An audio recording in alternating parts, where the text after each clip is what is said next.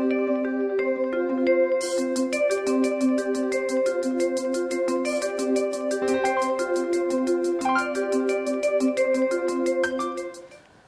and welcome to this day's special edition of Strictly Salina.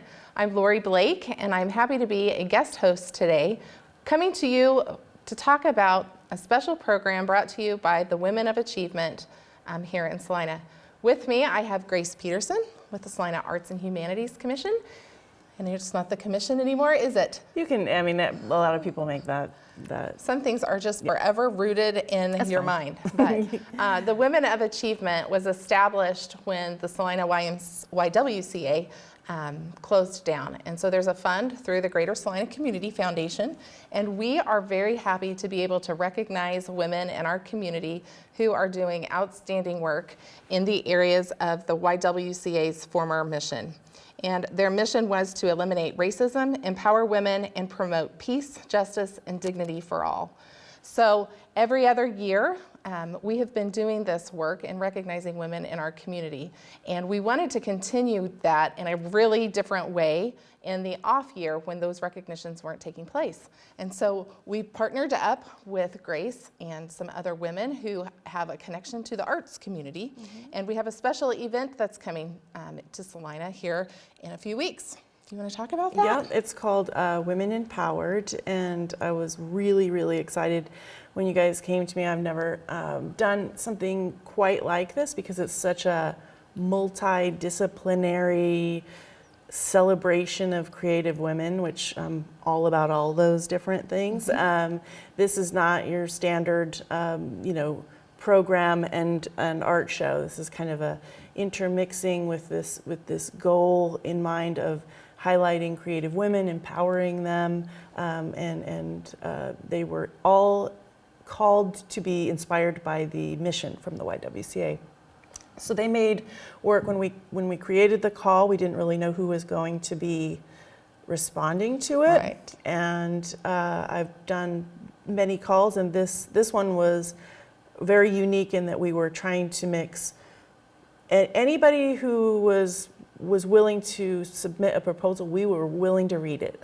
So it could have been just about anything. And the variation that we got was incredible. We got a great response.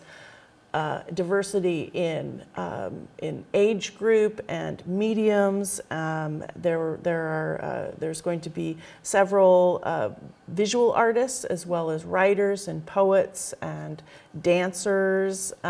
We've got Peggy Dubé is going to be doing a visual art piece, but it's going to be kind of ephemeral because it's going to be made all of flowers that will only be on display that one night.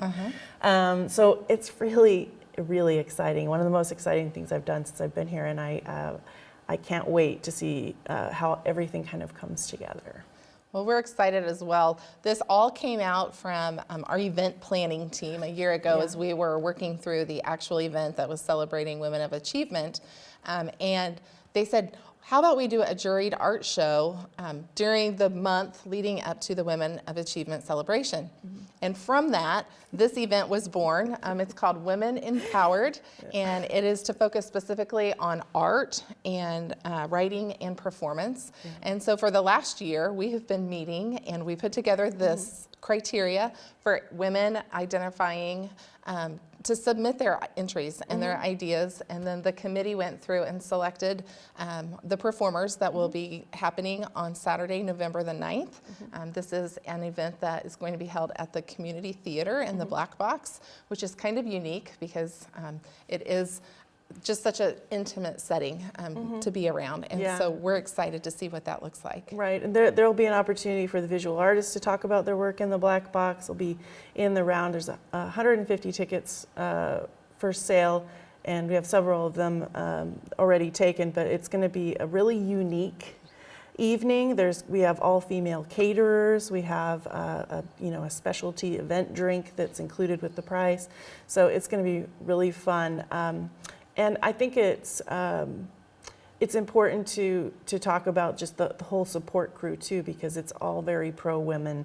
There's going to be some edgier stuff here, and the proposals that were submitted all had merit, and some of them were more experienced in writing proposals than others, but the jury kind of looked at it and said, every one of these women has a good idea. And when you would normally submit something, you're on a panel, you're looking for things to nix because you need to get to the meat of it. Well, we really wanted to make room for everybody. So what we did was, outside of the norm, we discussed what kind of suggestions we would give to the artists, and then we ended up calling them and talking to them about it. And there were a few tweaks made, nothing really content oriented, but and how they were doing it. And so we were able to make room for everyone, awesome, regardless of their experience. And this is a first time for several of the artists, and that we wanted that to be a supportive female environment, which is not always easy to find. Right. And this was not a competitive thing. It was more of us trying to figure out how we're going to make it all work together. So. Right. One of the emphasis when we were putting those proposal requests together was to focus on collaboration. Yes. And can you talk a little bit about that cross-medium, if that came through in the proposals, or if they're staying, if it truly is a multimedia thing, right, or if artists identified with themselves as a writer or a musician or a visual artist, or if they were able to blend some of those. Yeah. I was really, really surprised what I saw, because I had not seen that from other submissions that I've done in Salina, and that we really encouraged collaboration because it's important for women to work together. Yes. And so having a fun thing to do, I have collaborated with Katie England, and we'd never worked together before, and we did a tape installation at the Stiefel, and we both kind of winged it a little bit and didn't have a plan for about half of it, and we worked really well together, and that's what kind of made me go, this was a great experience for me, and I wonder if other female artists would be interested in it. And they were. There are writers who are working with musicians. There's musicians that are working together that have never worked together before. Cool. So that's really exciting. There's going to be literally things that you've never seen before. Collaborations between those women, and I'm excited to see what happens, because I haven't actually seen it. There were proposals, so we don't know exactly what it's going to look like. So one of the values that we also felt important was that these artists got paid for the work that they were doing, that it wasn't just they're donating back to a good cause in our community. Right. I've always advocated, having gotten my degrees, had to make a living in art, wanting to be taken seriously as a business person. I would never ask an artist to do something for free. I always think you should at least barter. And I have done that before when I donate things to auctions or whatever. I always ask for a ticket in exchange, something like that. And so I really wanted to see the artist at least get a stipend for their materials, and that helps them want to, prepare something really quality for the show, but also shows that we value and appreciate their work. We understand that they create value through materials, which is not an easy thing to do. Right. So the YWCA created a legacy fund through the Greater Salina Community Foundation when their assets were liquidated. And this event actually will be a fundraiser for that fund. And then the Community Foundation administers grant awards throughout the year. And so these artists are contributing to the mission of the YWCA, even though we don't have a physical building here in our community any longer, and focusing on those issues to eliminate racism and to elevate the role of the woman in our society today are still happening. And I feel really proud to be a part of that work. I do too. I can't thank you guys enough for asking me to do this. I was excited, and I'm glad you were willing to go on the journey and kind of exploring new territory here in Salina. So yeah, so this is the first time that we're doing something like that.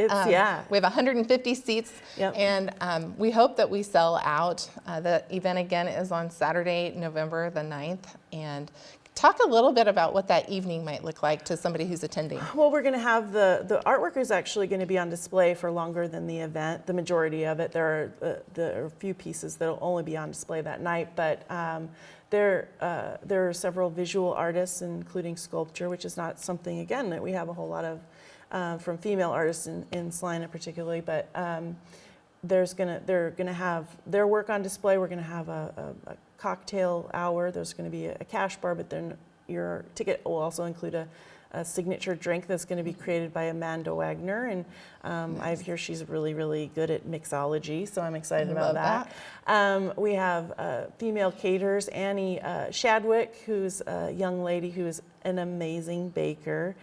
She's going to be doing all the desserts. We have a caterer, I don't remember her name.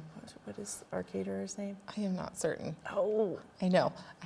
I've missed out on some of those fine details. I know the name. I apologize for not recognizing your part, but if you come in and buy a ticket and enjoy her food, you'll get to meet her. So cool. We'll be having kind of an hour where we hang out and enjoy each other's company, and you can look at the art and then go into the theater. We're going to have a program that will also have the visual artists talking about their work in that as well. So nice. And how many ended up being selected for? 16. Great. Which is a lot. That is. Yeah. So 16 performances, not 16 individuals. There's some collaborations within 16, that? There's 16 proposals. Okay. Yeah. So they're all doing a little something different. Some of them are a mixture of things, and some of them have more than one person involved. Awesome. Well, I just want to recognize some of our colleagues who've been with us on this journey. Paula Freed really was the spearhead. She's the event chairperson for the Women of Achievement event, and so it was her committee that said, hey, let's do this in the off year of the recognition event. And so Paula has been our cheerleader to coordinate all of our efforts, and of course Grace, and then we have Katie England, who's doing some work with us. She's a performer, right? Katie yes, was selected. selected. One of the visual artists. We have Carolyn Weedle, who's been at the table helping us plan this event. And I don't want to forgetting Colleen Mars, Amanda Michaelis, who is my co-chair for the Women of Achievement event. Allison Hyatt. Megan Robel at the Community Foundation is doing our marketing work for us. Yep. So we've just had this amazing, Amy Cole, I don't want to forget, Amy's on the event planning committee as well. So Liddell Ediger is on that committee as well. I think that's Is that all of them? And then we had some special juror on the panel that actually selected the performers. Yes. And you worked specifically with them. Rebecca Copley-Johnson was one. Lori Blak, and then Allison and I. So we could not do this work without collaboration together. It's been great. I am blessed by these people because they are people that I don't get to interact with on a normal, regular basis. So it's stretched my brain to think a little differently. And it's really been fun to highlight such an important part of who Salina is. The arts is who we are. And so to highlight women and bring them to the forefront is the whole goal and purpose of this event. So if you don't have your tickets yet, go to our Facebook page. It will be available, and you can reserve straight through an Eventbrite link there on the page. You also could call the Salina Arts office and ask for Grace, and she can give you some more information about the event as well. Is there anything else that we haven't talked about? No. Okay. I don't think so. Well, it's such a privilege to get to be a special host today and talking about this event. Mine too.